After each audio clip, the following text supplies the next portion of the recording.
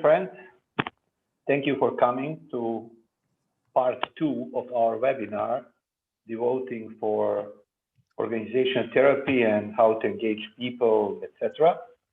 So we are going to continue to discussing the general principles of Adizes methodology and how you can apply them in every organization. My name is Zvezdan Horvat. I'm Managing Director of Southeast Europe office, at the same time, Professional Director of Central European part. Greg. I'm Greg Mathers. I'm a Senior Associate with Adizes, and I'm Managing Director of the Latvian office. Virginijus.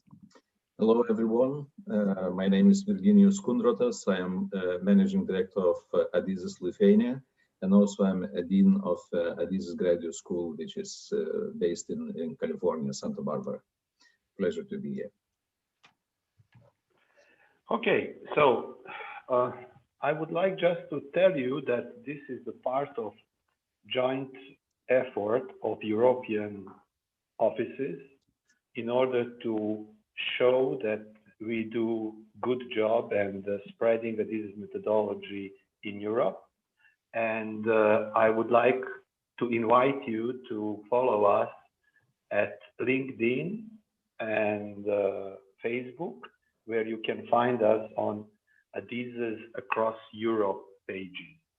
So simply just to mention that is what is for us important in this case. So let's then start with certain principles, and we are going to comment on all of that. So Virginijus, we are giving tools, or what should we do? What do you think? What is better for organizational therapy? Giving tools or giving solutions, bringing some ready, or tailor-made or ready solutions? Thank you, Zeki. So I think it's first of all, each organization is a unique organization because it consists of different subsystems inside. It's people, processes, strategy, different kind of specificity. So it's very clear, but one solution for one does not work. And I am working currently with a very big variety of institutions, starting from the IoT of things and finishing with logistics and medicine and etc. And it's clearly, but the same thing does not fit one. However, we have principles, and these principles, if we would be able to apply to different organizations, they have some commonalities. So it is very important. That's why we call that Adizes organizational transformation methodology. So it's like a therapy. And today I was visiting doctor, and doctor is actually looking very carefully to different kind of aspects of the patient, and then trying to provide some kind of a treatment and helping to find the best way how the health could be improved. So yes, we have a number of very important tools, but how we use these tools, which tools to use in which sequence, this is a very important thing, and that's what organizational therapy, Adizes organizational therapy is about. Greg, would you like to add something? Sure, yeah. So we're talking about organizational therapy and tools that we use. And to expand a little bit on those tools, when you think of therapy, you might think of a behavioral approach, right? That we need to sit down and talk about our deep-seated problems and open up and get in touch with our feelings and things like that.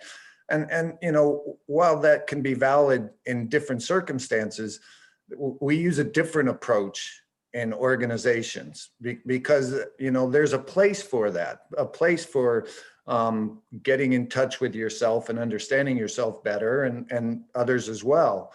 But really, for an organization to work, what we need is tools that allow us to open up channels of communication tools that build the structure, tools that align corporate goals with departmental goals, individual goals, and so on.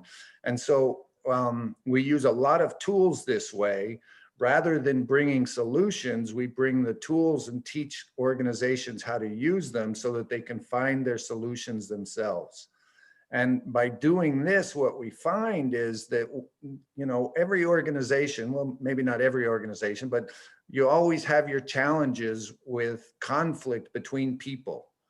And when we can clear up the operational issues using our tools, those conflicts in the relationships start to disappear, because it's not that people don't like each other. It's that they get frustrated that things aren't getting done the way they should get done. And so really that's why we bring in the tools, so that people can find their own solutions, they can clean up their organizations, and that's really the therapy part of it. Okay. You know, but people like solutions, you know, people like to get something easy. You know, to have a medicine and then, you know, you will lose weight very easy, and that's what people like. But it's not really sustainable. I mean, that you cannot rely on that. No. I remember that we had one client in telecom industry, huge telecom industry. Their perception, we run certain teams. And their perception was that they don't have enough knowledge. But we are not, you know, former executives in telecom industry, which can come and tell them, you know, do this, do that. So our role was to run the team, to integrate the opinion. And it was very interesting because one of these huge consulting companies, they provided the knowledge. So it was interesting that our person, I mean, our integrator was running the team, but at the same time, you know, we had the guy from consulting company, former telecom executive, who was sitting there and providing additional knowledge, but our job was to integrate all those things. So this is also part of the tools we need to provide to the company. So great. If we let's then use one of the tools. How do we apply that? That's what I like to ask you. Can you tell us how to apply this famous PAI? These are our vitamins. I mean, I know that we can talk probably 3 days about that, but let's try to let's use one. Let's try to find one of the usage, because we want to give the principles to the auditorium. Virginijus. Well, it's, for me, I think it's a very clear and very systematic approach how to define are we doing well in our organization. And as you see, you know, you put it in your slide very nicely, like vitamin P, but P role of any organization is clearly defined, you know, why we exist, what are we doing, who are our clients, what kind of services we are providing to them. And in order to identify that, and if we do that and provide what our client needs for today, so this is, it means what we are doing a good job. And not necessarily we always know very precisely who our clients are. And then we've been working with companies, we say, okay, we sell to anyone who is buying.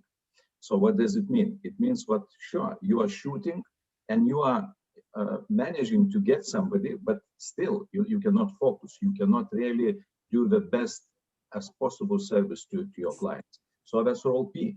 And role A, you know, you can do that wasting a lot of resources, wasting a lot of your energy, or you can do in the very systematic way.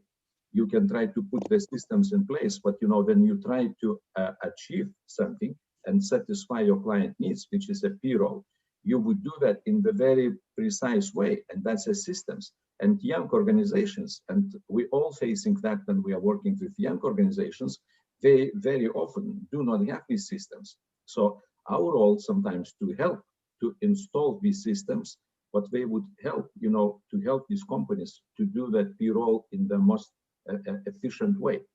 And then, of course, vitamin E, it's an E role, it's a innovations. Do we really have in our structure, in our organization, space and place where we would think about the future possible clients, about the future possible services, future possible products. And if we would not embed that into our structure, if we would leave that in addition to our everyday activities, then it would not be a big surprise, but in such organizations, no innovations would occur. And very often organizations which coming to us and saying, could you help us to do something because nothing is happening in the organization? Well, first of all, we need to figure out why, you do not allow people in the organization to perform that role. It's your role to innovate. You need to motivate them to do that, etc. And the vitamin E, this integration or organic type of the function, which is enabling to be sustainable together in the long time, is also very, very important function. So how well we are communicating with each other, how well we understand our common goals.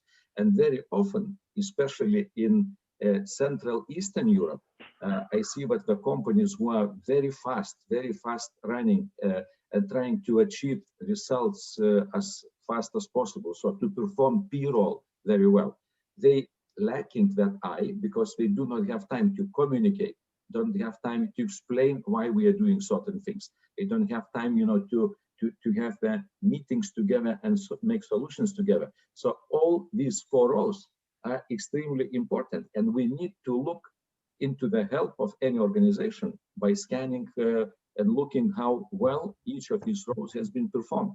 And very often, we don't see that very well performed. And if we don't see that, we get a certain diseases, and we all probably been having experiences in that. So right? Okay, so we use that for therapy to understand what is missing, lacking, like vitamins. How else we can use that, Greg? So all of these four vitamins, an organization has to perform these, as Virginijus said. But the problem is that they're all in conflict. They don't work together well. And the P role is about producing results today for clients, whether it's for an internal client or whether it's for an external client, for customers that are going to buy from you. And we have to do that day after day after day. And the E role is about changing what we're giving to clients. And so those two things are constantly in conflict. We need to sell things today, but we need to change as well. We need to optimize how we work and at the same time change how we work. I'm working with banks, and if you think about a bank, the P role in a bank is corporate loans. So you have corporate loan officers, and they're going out finding other companies that want to get money from the bank. And so their role is to provide as much value for these clients as they can to get them money at a good rates. But the bank also has a credit committee, which its role is to analyze those smaller companies that are coming from loans and basically to protect the bank's money. They're analyzing risk, and their job is to say, no, you can't have a loan, right? And so those two are in direct conflict. And somehow companies have to manage the conflicts between these different roles. Each role is in conflict with every other role. They're in conflict. I work with another production company, and sales wants to customize products. And as soon as you go to production, who fulfills an E role because they need to be efficient, they don't want to customize products because that's inefficient. It costs more. Right? And so there's this struggle between should we customize, should we not customize? When do we tell the customer we can do it? When do we tell them we can't do it? And so this constant struggle is going on all the time. And again, this causes more frustrations in the organization, and those things have to be managed. And so that's part of the therapy, is managing that conflict between these different roles. Okay, good. I would add here that I believe that we also introduce here the language, because we need to understand each other better, and we can apply this PAI, producing, administering, entrepreneuring, and integrating everywhere. And we can use that in explaining organizational structure. We can use that in explaining organizational objectives. We can use that in explaining the style. We can use that as, I think that Virginijus said, if something is missing, so we can adapt the therapy on that. Or what Greg said, we can understand why we have certain conflict. So that is very important, you know, to have the language which you can apply here. And that is the common denominator of all these examples we got from Virginijus and Greg. We have also the question here, and I think that somehow we can connect to the next. The next story is in fact about engagement. You know, this is now, I mean, this is buzzword, you know, everybody is now talking about that, but you know, it's like used to be some other word. I would say that in Adizes you can call that integration, you can call that accountability, you can call that commitment. All these things are very, very similar. And here, what people ask, there is a question. Today we are on the second COVID wave. What is there in Adizes to help us survive that? I would say that I think that is the engagement somehow. Adizes is trying to put people together and try to have integrated organization which can survive. Greg, what do you think about that? I'm sure I know an organization that is working with Adizes that as soon as COVID hit, what they did was they launched several problem-solving teams to figure out what we should do. So they didn't panic. They just said, let's put together some teams, let's work together and figure out how we're going to do this. And so that, you know, that's a really powerful tool to be able to do that. In other companies, what I've seen is that the senior management starts to take back all of the control and starts to limit the decisions people can make. And what that does is it takes away from people their ability to try to help get through this crisis. Another thing about engagement that I see a lot is that people, you know, I work in a business school. I have students come to me and talk about engagement or motivation of my employees. And they want to know how to better motivate their employees. And my first question is always to ask them, you know, did you hire people that are not motivated? And, you know, they look at me kind of strange, like, what do you mean by that? And the question is aimed at the understanding that when you hire people, when they come into a company as a new employee, generally 99% of the time, they're motivated to do a good job. They just got a new job. They want to prove themselves. They're excited to show that you picked the right person. And within a period of time, 2-3 months, that motivation has gone down. And why is that, right? Why is it? And rather than asking the question, how do I motivate my employees? How do I engage my employees? You have to ask the question, how do I stop disengaging and demotivating my employees? Because that's what's going on. People come in motivated, and after 3 months in your company, they're not motivated anymore. Right? There's something going on in your company. And part of it is in this conflict that we've talked about, managing that. There's other places to look as well. So when you think about engagement, right, engagement is a product of the environment that people are working in. And if they're not engaged, if they're not motivated, then there's something in the environment. Right? And it's not. So Adizes can help in that, to making the environment. Certainly helps in that. We come in and we work heavily on the environment in many different ways, right? In the tools that we give you. So that's what we're doing, is working on that environment so that we can have people that are engaged, people, you know, it's not an easy place to work in an Adizes company because it's a demanding environment. Right? We talk about high performance. Everybody wants a high performing company, but people don't really understand what that means because, you know, and it's not for everybody. If you think about a high performing athlete, right, what does that person have to sacrifice to get there? How hard do they work to get there? A world-class athlete. And it's the same in a company. If you want to work in a high-performing company, you have to be high-performing, which is really difficult. And the way to get that is to have the right environment. With an athlete, it's having the right coaches, it's having the right practice regimes, it's having, you know, doctors there and a whole team to support you. And it's the same in a company, that you have to have the right environment to build that engagement, build that motivation. Virginijus? Good. Just a comment to everyone. Please, if you have a question, at this moment we cannot let you talk. Later on at the end, yes. But please write the question and we are going to relate to that as soon as we can. Virginijus, please. Yes, I think I will try also to touch a little bit the question what has been written, but I just would like to follow up what Greg said now and previously. Again, when we look to these roles, what we need to perform in organization, we already mentioned that P, A, E, I. Actually, what is happening, all of us, we have our priorities in our behavior, in the way we see the life, the way we like to act. And some of us, they like perform, you know, P role more and performing that role. Some of us A, E, I, and that forms a certain style.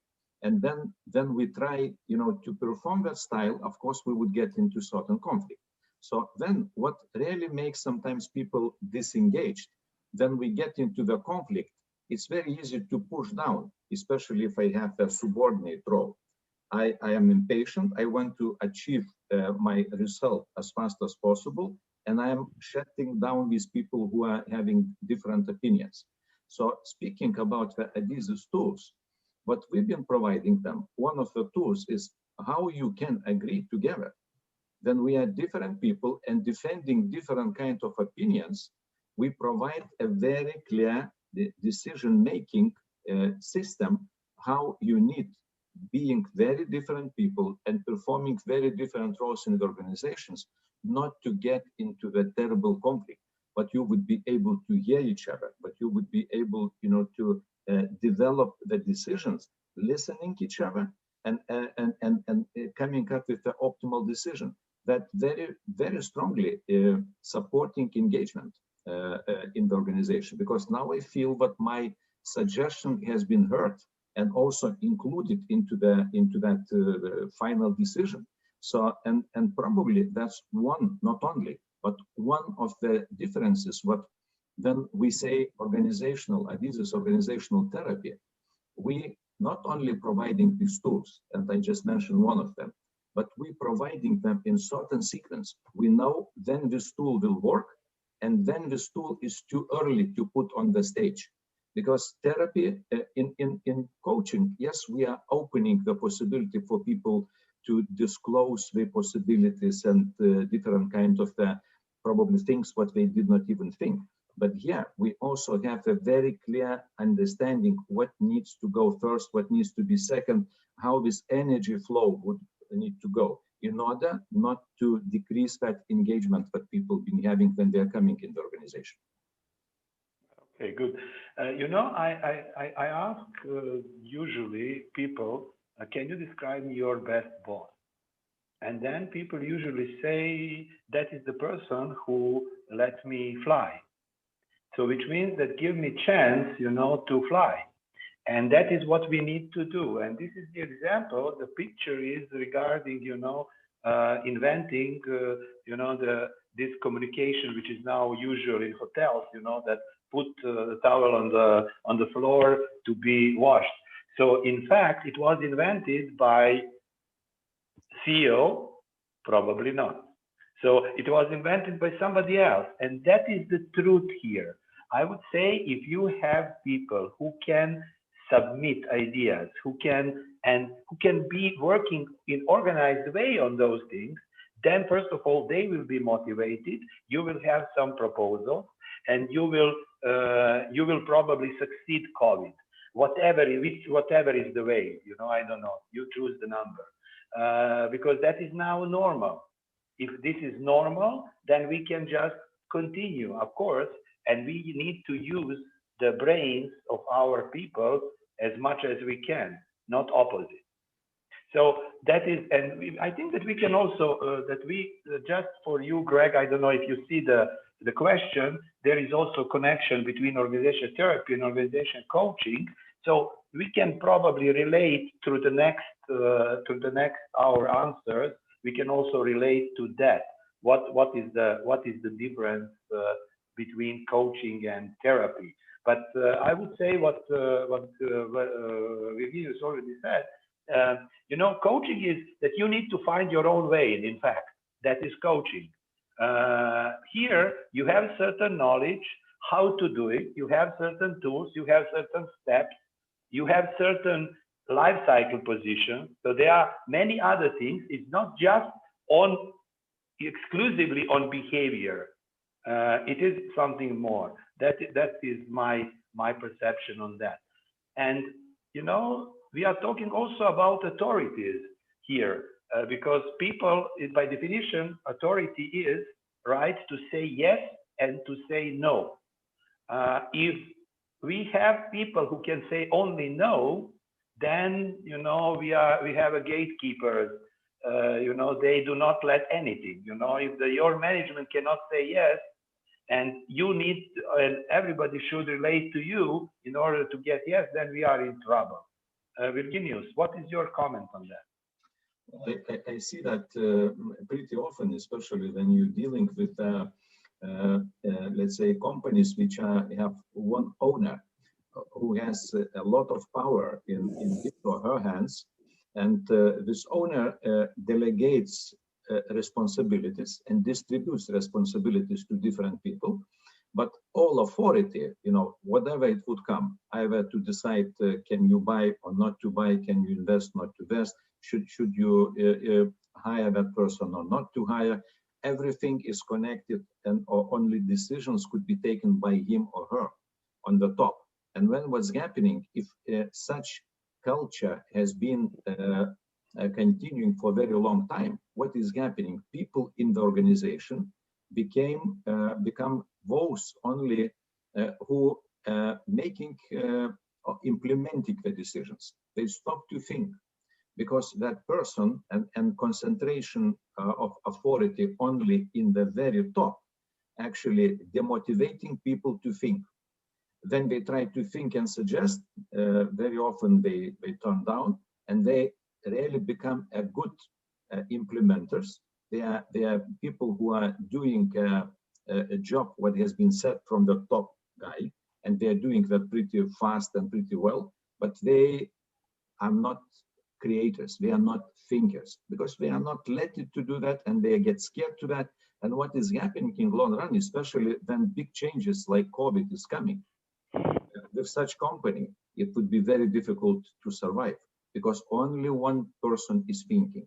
So for us, it's very important also to help organization to see that, to teach people, but they not only owner would be able and capable to delegate, start to delegate authority, but also but people to whom this authority might be delegated also would learn how to take also the responsibility for the consequences. So it's a whole process, and we are providing certain tools how to smoothly move into that. It does not happen overnight, but this is very important. Greg? Yeah, so authority is, having authority not structured the right way is another area for conflict and frustration. And I got a couple examples, right? I was working with an IT company. They're doing software development. They've got 4 different platforms that they were working on. One was Oracle, NetCentric, SAP, something else. And in each of those, they have teams working, developing projects. And they've all the project leaders have been developed in project management processes. They all know they're supposed to use them, but they've been cutting corners and not really following the project management processes. So the CEO of the company created another position and put this guy in the position, and he told him, your job is to make sure the project managers are using those project management processes. And he told me this, and I said, oh, that's interesting. Okay, so what can you do if they're not? And he said, well, nothing. Right? So all he can do is go and talk to them nicely and say, you know, please use these. But he has no authority to do anything. And so very quickly, he's going to get frustrated because he can't get his job done. He has nothing to back that up with. Another example about authority is a company where a CEO took over. This company was really in aristocracy stage of the life cycle, too many systems and processes, too much A in the organization. And he came in, and at the time he came in, for people to travel, they had to go and get permissions and get two or three different people to sign something that says it's okay for you to go on this business trip. And he came in and he just said, you know, from now on, I believe that you know when you need to travel. So you have the authority to just go and travel. You don't have to ask anybody. If you need a business trip, just go.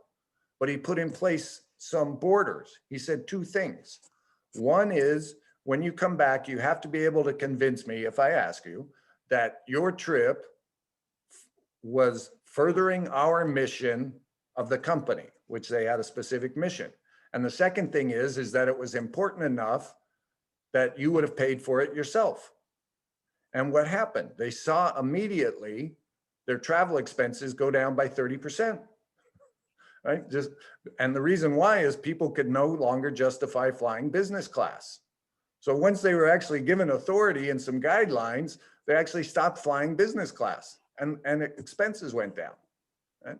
So authority, you know, people have authority. They can't say yes, but they can say no, which blocks things. Some people can say yes, but they can't say no. And I've had that happen. I was sitting with a guy who was explaining some EU funding projects to me. And after about 45 minutes, I had more questions and I felt bad taking his time. So I said, I'm sorry, I'm taking so much of your time. And he said, no, this is my job. If you ask me for a meeting, I have to say yes. I cannot say no. So that does exist as well. Okay. Good. Good. So let's just for conclusion for this. If you cannot say yes, do not say no. Simply, you know, do not stop things. Okay. And that is, you know, as you can see, many things are interrelated. So somebody can say, but this is very much connected to engagement or something. Yeah, great. So you cannot say no, but the next step is you have to send them to the person that has authority to say yes. Yeah, absolutely. Yeah, good. I would say that we usually Adizes is not in cost cutting. I would say that we are more in revenue increasing. But I got because it's also the question about COVID, I got the feedback from our clients that our accountability software and approach helped them a lot understanding where the cost is and how to manage the cost. We are not really preoccupied and we are not really in firing people. We are giving the chance to grow. That is where Adizes is.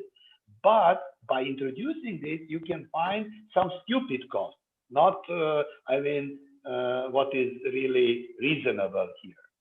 So, Virginijus. Yeah, you just reminded me the meeting that I've been having with one of my clients yesterday. We've been having a so-called POC meeting, or which is Participative Organization Council, or how I call that. It's a council which is really thinking about the changes in the organization, strategic changes needed.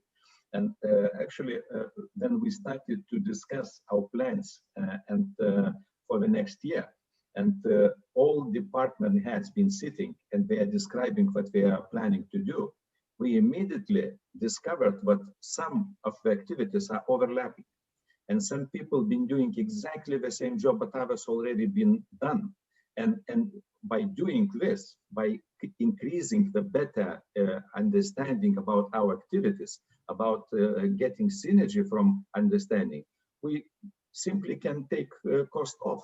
So this is not mechanical cost cutting, but synergetic cost cutting, because we do not need to do the same things twice. And that is what we need. Exactly. And that's one of the very important factors and things in Adizes methodology. We are creating the system where people are coming together in certain point of time. They have the system how and what to discuss. And by discussing that, they start to see the whole organization.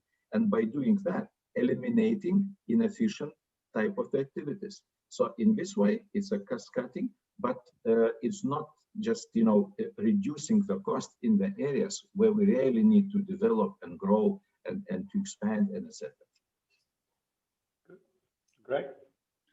Yeah, rather than cost cutting, I would say what we do is cost optimizing or operations optimizing is what happens. And, you know, people, the process that we put in place with our problem solving teams and with a monthly meeting of a council who's deciding, you know, what are the important issues to be worked on this month for the organization, which, you know, companies don't have that. We put in place in the company at the top of the organization, a council that meets once a month that decides what are the important issues, problems that need to be addressed by the company for the health of the whole company this month. Usually it's done department by department, what's good for my department this month. Right? But we go above that and putting this in place and then running the problem solving teams, it's a process of continuous improvement. And that continuous improvement results in things being optimized and in costs going down, right? In certain areas. In other areas, costs will go up because they know that's where they need to invest. Right? Yeah, you know, from our experience, we have, I mean, many times that just by introducing the system where people start talking about the cost, and people, but cost they understand, not general cost. So to have that transparency, we can decrease the cost by few percentages just by doing that, nothing more. So that means that at the same time profitability is increasing. So all of that. But can we? So you know, usually if you go to, you know, you can say. I mean, you go to the service, you bring something, you know, and then you say, I will pay twice, you know, in order to have it tomorrow, you know. Can we do that? I mean, can we do the organization therapy if there are somebody who has a lot of money and they want to invest twice of the, let's say, for the program, can we do it in 7 days or I don't know, in a month? Or that. I think the idea is good, you know, but I'm not sure that we can do it. Greg? It would be like, you know, lady gets pregnant and she wants to have her kid faster. How do you do that? Who knows? I mean, maybe it's probably if we pay, you know, who knows? You pay and you get a kid faster. Right?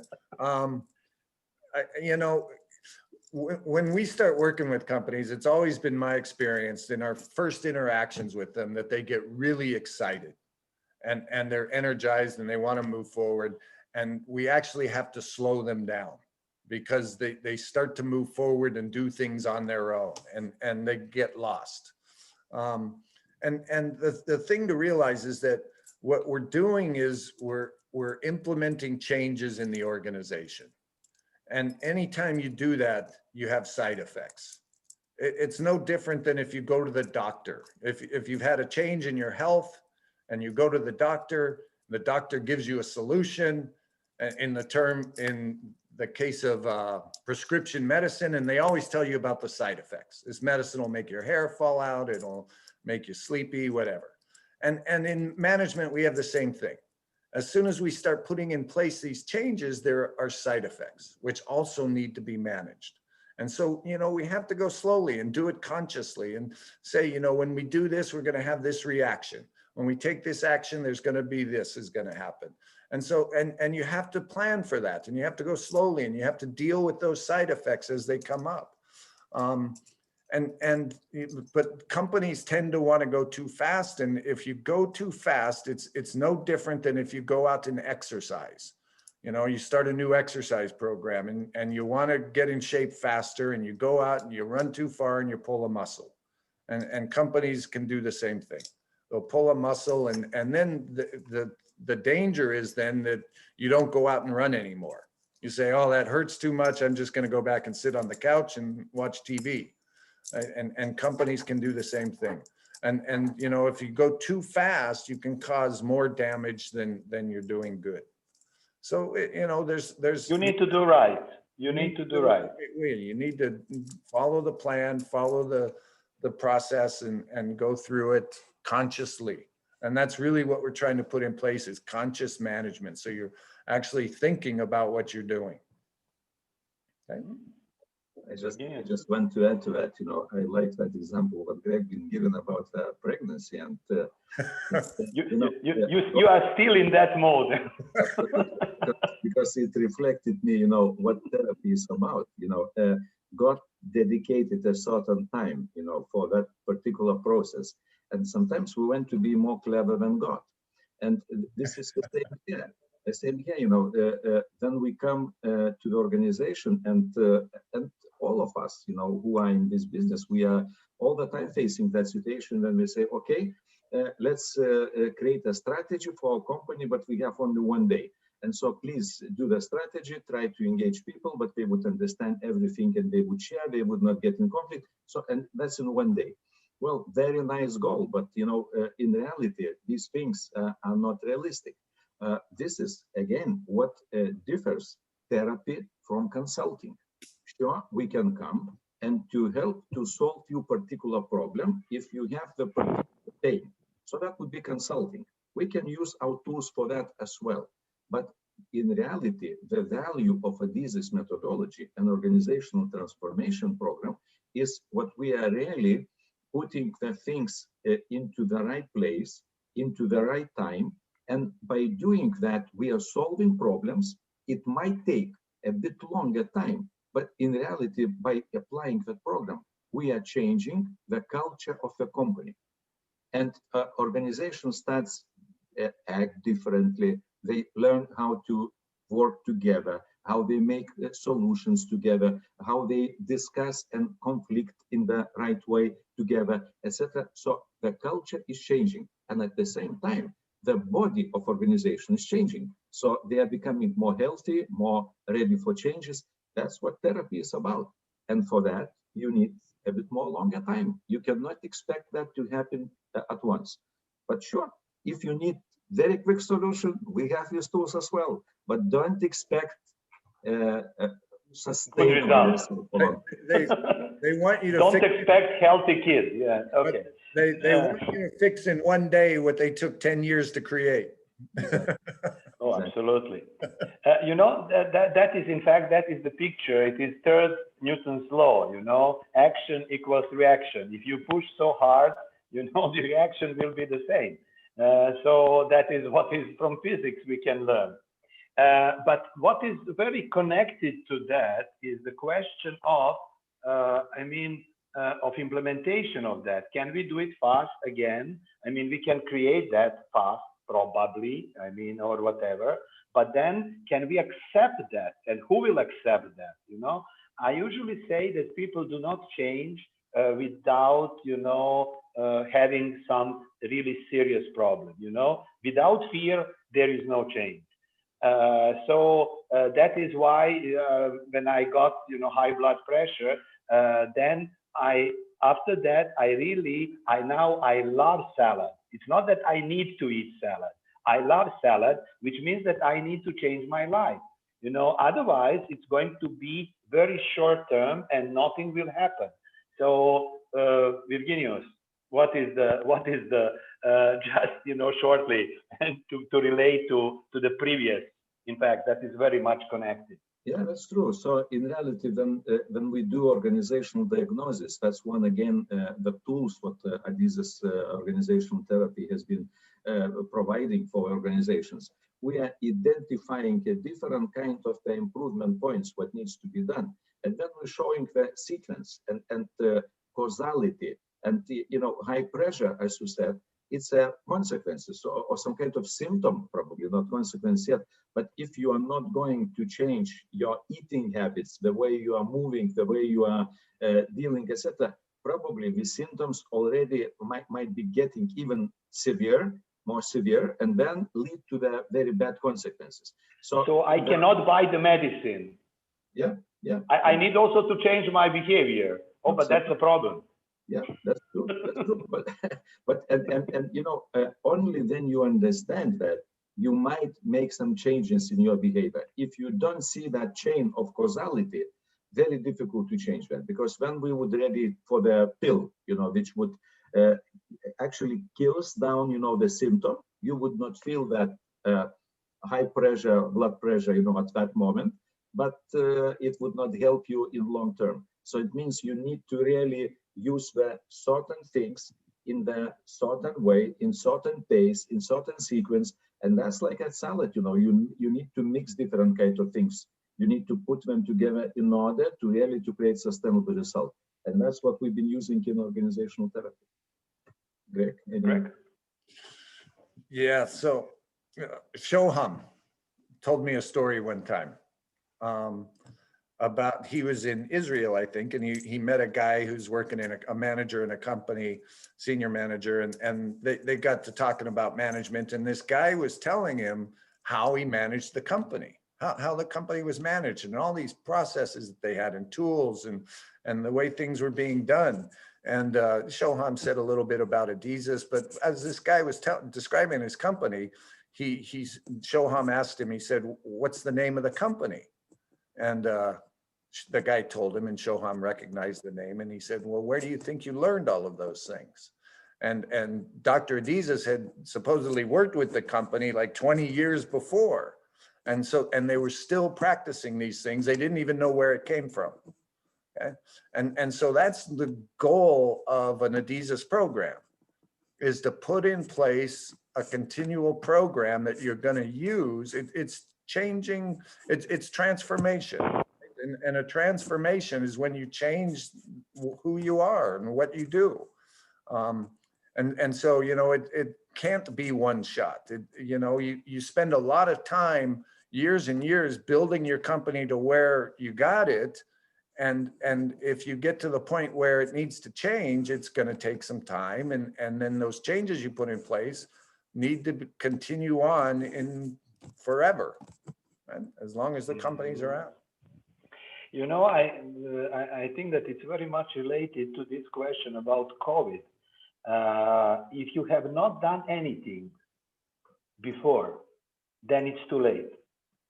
You know, then you must be, I mean, if you are in the good industries somehow, then you will survive. But you need to have already engaged people. You need to have already committed certain systems in the place. And then you can expect that you will survive without huge damage this type of crisis.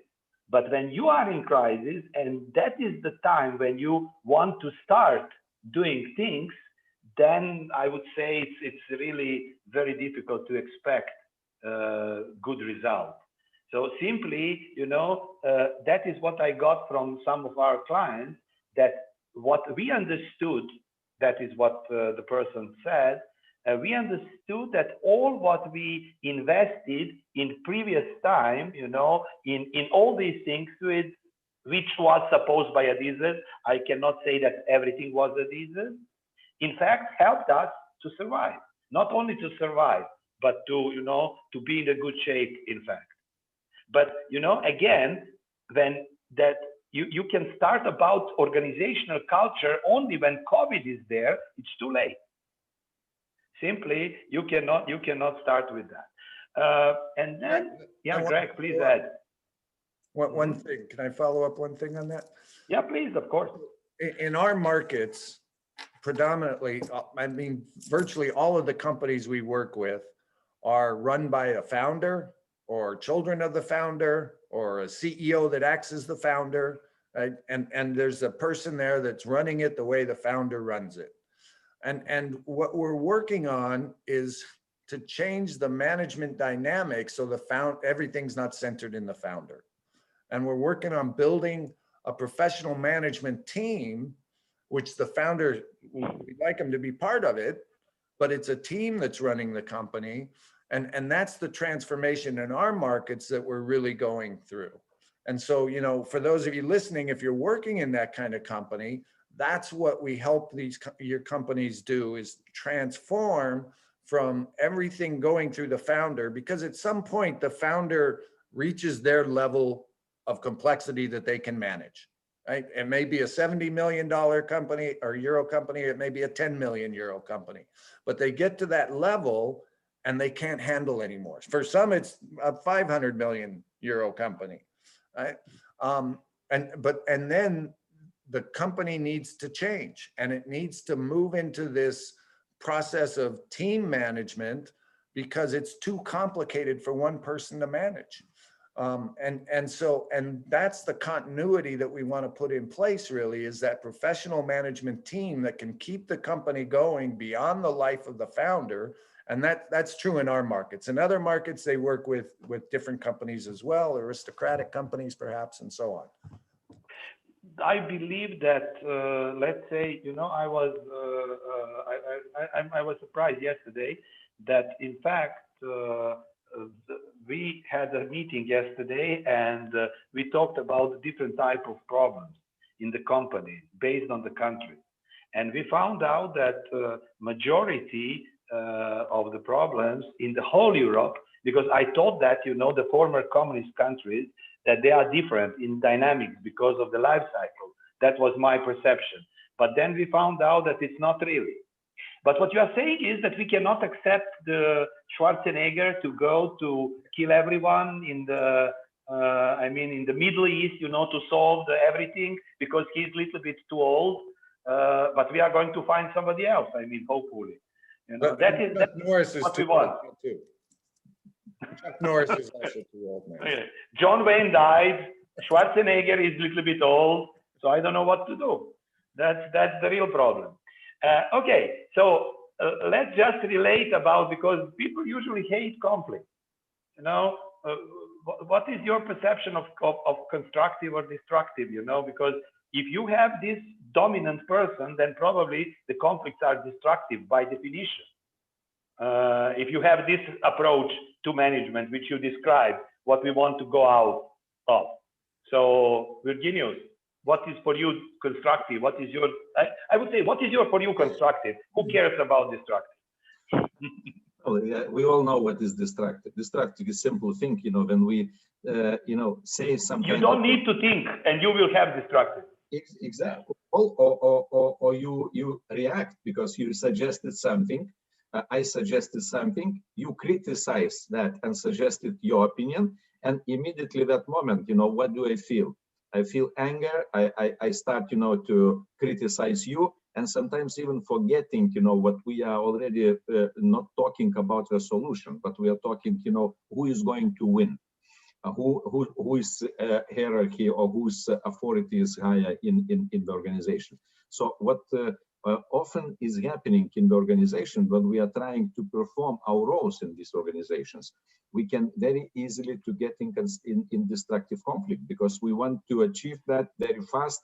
Somebody else do not let me to do that because of the different role, and I'm getting angry. I'm starting to blame these people, and we get in complete mess. So in order to turn that into the constructive conflict, which is very good. Constructive conflict, I understand, but this is then we are capable to hear different opinions and not to get angry on that. But instead of that, I can correct my seeing or I can provide my arguments and to show you and prove to you what probably the solution is better. But in order to do that, you cannot do that just by declarations. We need to provide the system. And Adizes methodology, I mentioned that already, provides a very clear systems, very, very strict rules, how we need to manage meetings. And so far, when I'm looking around in various organizations, companies, they don't know how to make or develop that conflict constructively. They very easily get in destructive conflict, get angry on each other, and by providing the way how to develop the solutions, how to develop the decisions together in constructive way, providing different opinions is very powerful thing. I see a lot of the positive changes in organizations simply implementing that thing. And that's what Adizes methodology is giving, on everyday basis. I think this is what is really needed, not only in Central Eastern Europe, but all around the world. especially in the United States. True. Yeah, Greg. they have some destructive conflict going on right now. I had a manager who was working with a client company, and he left and got a job in another company, smaller company, I guess about a 50-person company.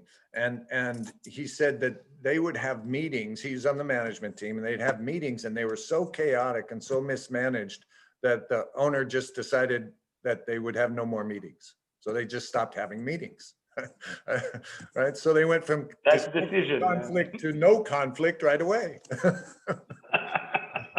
Not destructive, not constructive, nothing at all. Yeah. And the thing is, you know, we looked at PAEI, and by definition, it's natural that there's going to be conflict, and we need that conflict, because when you have conflict is people challenging each other. But we need to do it in such a way that you know, we don't just fight with each other, but we actually learn from each other. And then we can actually create new ways of doing things and new products and services. And that's so important, is to be able to do that. And Virginijus mentioned rules, right? And a lot of times when I go into a company and mention rules, the first thing is, what rules? What do you mean have rules for meetings? But you know, a meeting is a team activity. And what other team activity is there in the world that doesn't have rules? Mostly you think about sports as team activities, right? What sport can you have without rules? And the reason the rules are there is to manage the conflict. And the higher the stakes, the more potential conflict, right? If it's the world championship for football, you know, that's much higher stakes than if it's just a group of guys out playing on the weekend football with their kids. And so the rules become much, much more important. The higher the stakes, the higher the potential conflict, the more important the rules. And so rules really are a vital part of managing conflict. And the rules, you know, they don't have to be so restrictive. They can actually be fun. And you know, there is a system behind. There's a system. They make it, they remove so much frustration out of meetings. And they make meetings go so much smoother, and you get better decisions, and on and on and on. There's so many benefits. Absolutely. And you know, it's very interesting. When you ask people, can you describe bad meeting? Everybody knows. You know, everybody can answer that. And then, do you do something, I mean, in order to survive, I mean, in order to overcome that? I mean, in general, nothing. And let's go to the last, and we are next to the end, and hopefully if there are some additional questions, we will exactly answer. We have the hand of somebody. Yes, so please. Okay, just to say one word, and then we can allow our friends to ask. So I would say that at the end of the story, what is all Adizes about? That you do not have problem to come on Monday to the company, that you love to come to the company at the end of the story. It does not mean that it's going to be easy, but that you have enough internal reward in order to come. Of course, in Adizes methodology, we take care of external rewards as well. But what we believe is that at least 2/3 should be internal. That you are somehow connected to your task, to your job, that you like the company, that you know that this company has a future, and that you are somehow together in that you have authority to decide, and all of that. So at the end of the story, you like to come. And that is, I would say, if you want to say what is Adizes and why we have these principles, to have at the end of the story such feeling there. So let's have somebody to ask the question, and then of course we can comment more on this as well. So let me try to see. Jennifer is asking a question. Yes, let me. Yeah, but I need to find her.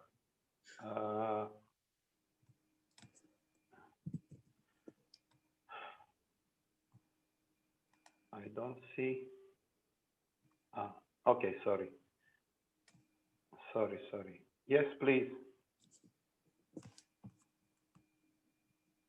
Jennifer, if you are there. Okay. Maybe we understand by mistake. Yeah, and unfortunately, you know, I mean, probably that I remember that was, let's say, half an hour ago, and we cannot do that during the webinar, but we are absolutely ready. So, any other question? There is a question. Oh, what is that? So, what is engagement? Silver bullet summary. Greg? The silver bullet for engagement. Yeah. Stop frustrating people. Figure out what you're doing to frustrate people and stop doing it.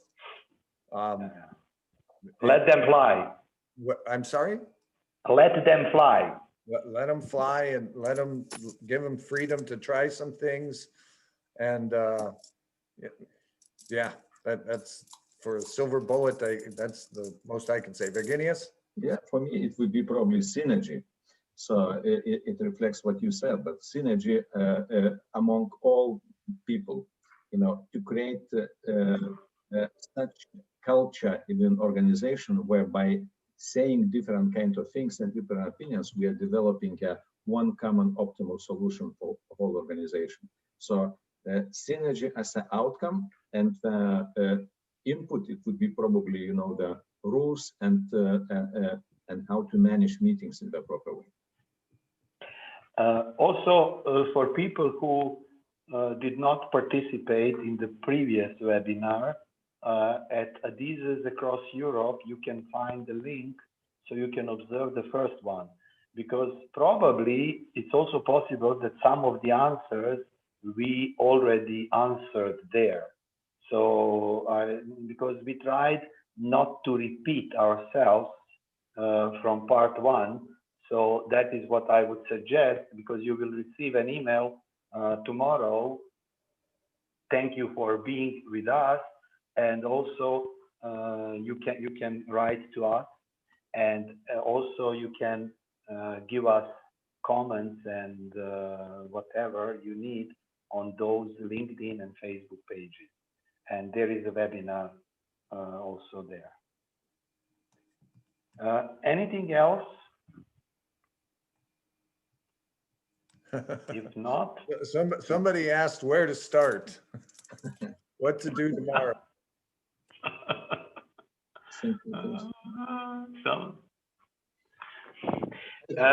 Suggestion, for example, if we are very often asking, you know, getting these questions, you know, what to do and how to do that, and it sounds complicated. You know, it's like therapy, you know. So then we go to the doctor. We don't expect that it would be very easy. That's why we go to the doctor. But if you would like to use that yourself, and if you would like to start from something, my suggestion would be start from discussing with your group about the rules, how you're going to work during your meetings, how you're going, you know, to pass the word to each other.